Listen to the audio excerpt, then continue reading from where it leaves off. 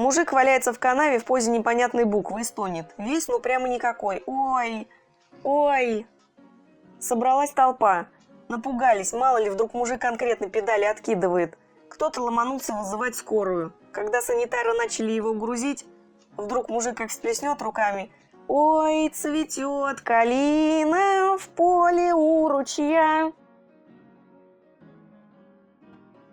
Собрал лев зверей и говорит: у меня есть для вас две новости. Одна хорошая, другая плохая. С какой начать? Все с хорошей. Лев: к нам в лес привезли вагон презервативов. Ура, какая плохая. Заяц разгружал их вилами. Женщина в аптеке: скажите, у вас есть ацетилсалицилиум? Вы хотите сказать аспирин? Да, действительно аспирин. Все время забываю это название. Женщина и мужчина летят по соседству в самолете. Женщина периодически чихает и в какой-то момент, повернувшись к мужчине, говорит: ой, извините, я, наверное, мешаю вам своим чиханием. Да ничего страшного, а что с вами? У меня очень редкая болезнь. Каждый раз, когда я чихаю, я испытываю сильнейший оргазм. Ого, а как же вы с этим боретесь? Нюхаю черный молотый перец. Муж и жена толкают свою машину к ремонтной мастерской. Муж говорит жене: тот тип, который продал нам свою машину, кое в чем был прав. А именно, в том, что эта тачка почти совсем не расходует бензина.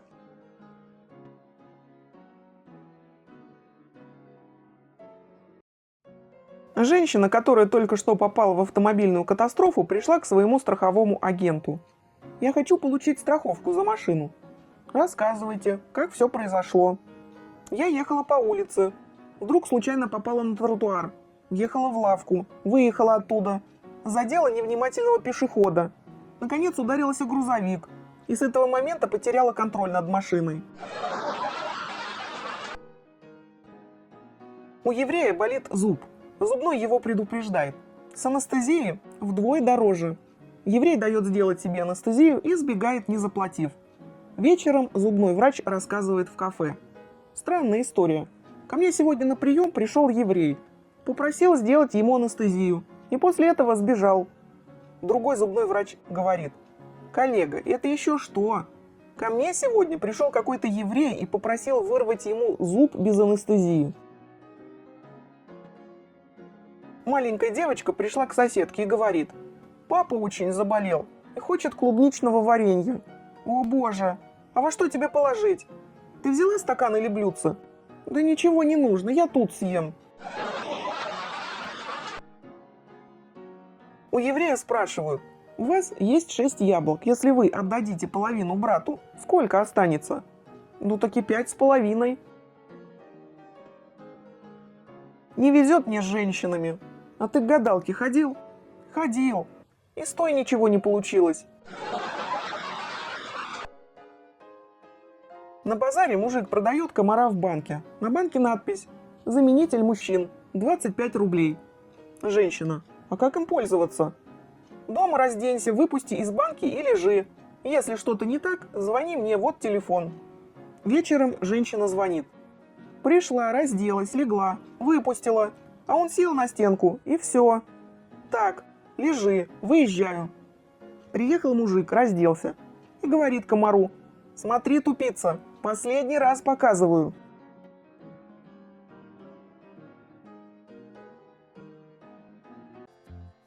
Парень разговаривает с друзьями.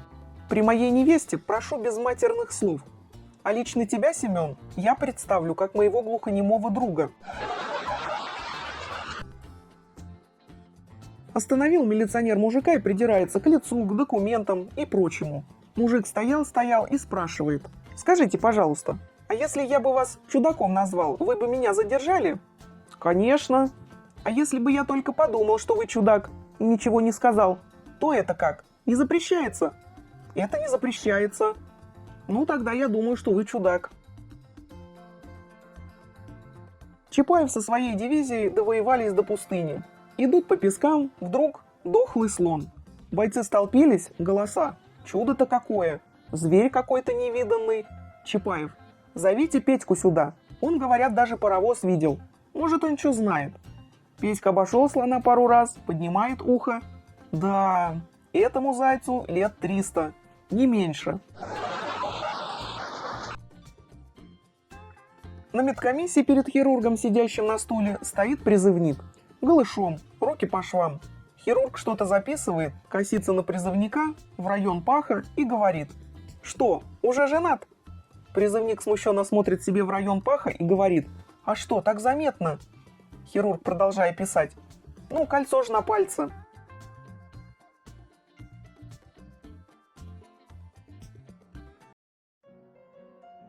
К гинекологу приходит мама с дочкой 15 лет. Доктор осматривает дочку, выходит и сообщает: «Ваша дочь беременна». «Этого не может быть, не может этого быть. Уверяю вас, мамаша, ошибки быть не может. Все признаки беременности налицо». «Но это невозможно, моя дочь никогда ни с кем не имела никакой связи. Оленька, скажи, был у тебя кто-нибудь?» «Что ты, мама, никогда!» «Вот видите, доктор, моя дочь никогда не лжет. Если говорит, что не было, значит не было». Доктор отходит к окну и внимательно куда-то смотрит. Долго смотрит. Наконец мамаша не выдерживает. «Доктор, куда вы там смотрите?» «Да вот, стараюсь разглядеть в небе Вифлеемскую звезду и идущих по дороге волхвов».